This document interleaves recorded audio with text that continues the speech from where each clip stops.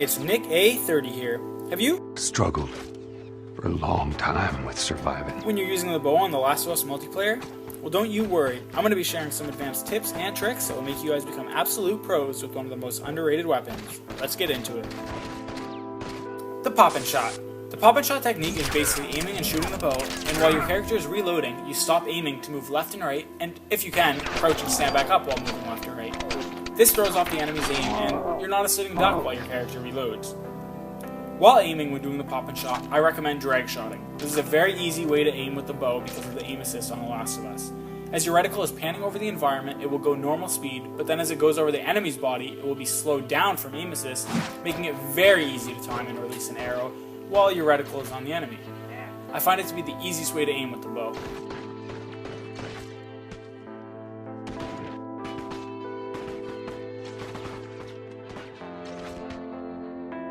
In this case, I'm partially behind cover, and as you can see, after each one of my shots, I stop aiming while my character reloads, so my character crouches down and becomes a much smaller target.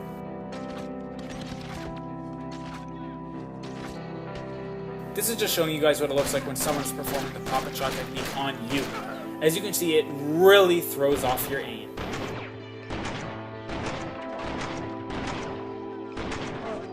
So here it is again, successfully pulling off the pop-in shot. Here is unsuccessfully pulling off the pop-in shot. You do not want to be a sitting duck. This next technique is what I like to call the arrow knockout blow. For this tactic, when you have a 2x4 from a supply cache, you're going to want to put one arrow into an enemy and then quickly swing your 2x4 to finish him off.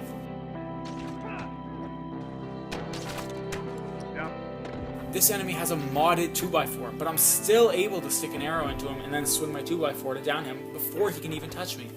It's such an effective tactic because you can perform it so quickly.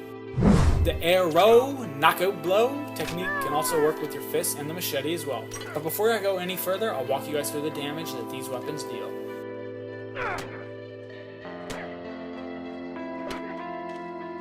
So summarizing all that info, against an unarmored opponent you could body shot them and then hit them with a 2x4 swing, 2 punches, or 2 slashes with a machete. Against an enemy with body armor, the technique doesn't work so well since you need multiple body shots and or multiple melee hits to down an enemy.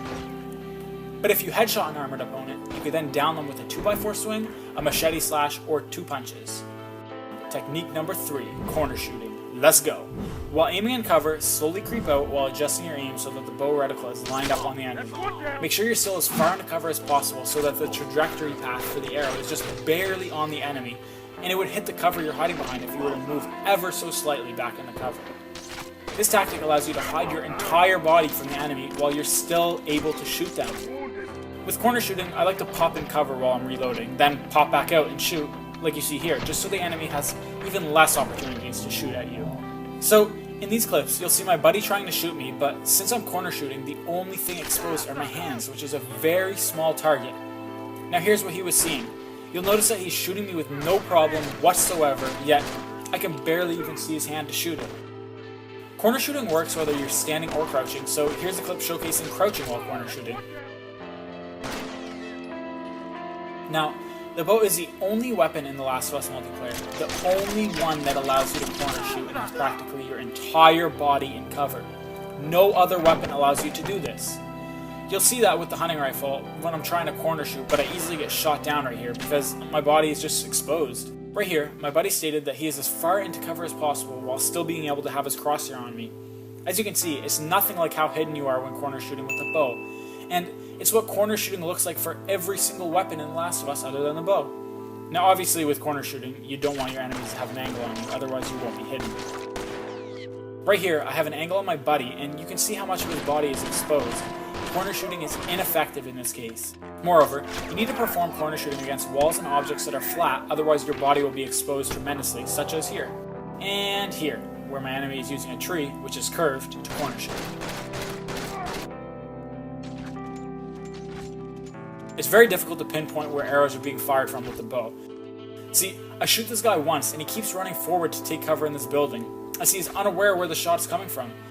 Here's what it looks like getting shot by the burst rifle and practically any other weapon besides the bow in The Last of Us.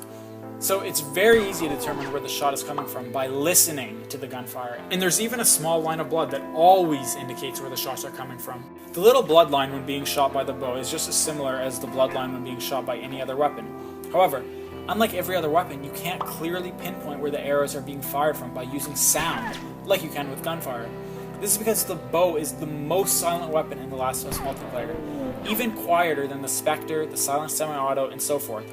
This makes it an ultimate stealth weapon for flanking, as enemies cannot rely as much on sound to track down enemies that are firing arrows, as you would be able to normally when facing against any other weapon. Instead, players can basically only use the little bloodlines, which are hard to see while in battles, as cues to determine where arrows are being shot from. In other words, the bow is perfect for flanking.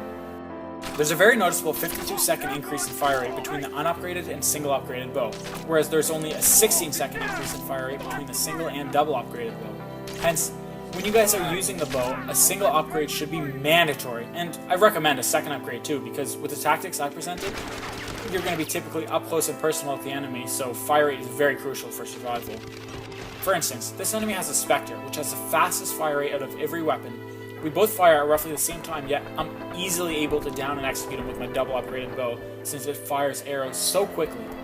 Now here's the loadout that I use: the Enforcer, the bow, Sharpshooter 3, since with the majority of tactics I presented, you're going to be head up with the enemy and you want to try and minimize the damage wobble of your character when getting shot, so you can aim accurately to pull off those techniques. First Aid Training 1, because these tactics are very aggressive in nature and you're going to be in enemy territory a lot, so you'll need to heal up very quickly if you want to survive.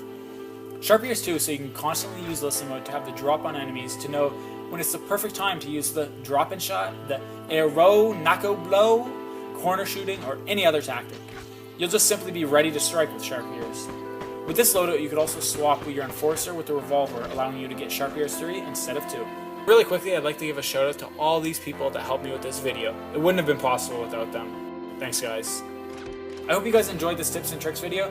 If you're new, remember to hit that subscribe button because I'll be working on a part 2 tips for the bow, as well as other tips and tricks videos very soon. Also, if you guys have any questions about anything covered in this video, anything at all, just drop a comment because I read and respond to every single one.